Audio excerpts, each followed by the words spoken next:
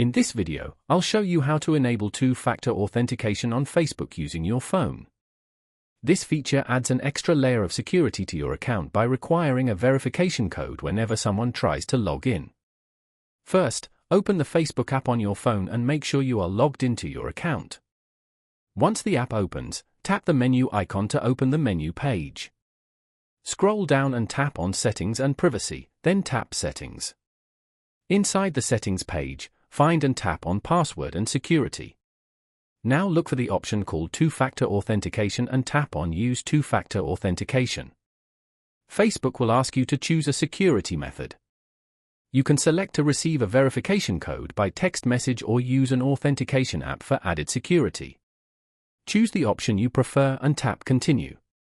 If you select the text message option, enter your phone number and wait for the verification code to arrive.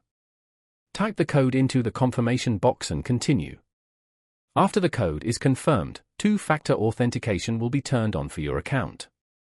From now on, whenever you log in from a new device, Facebook will send a verification code that you must enter before accessing your account.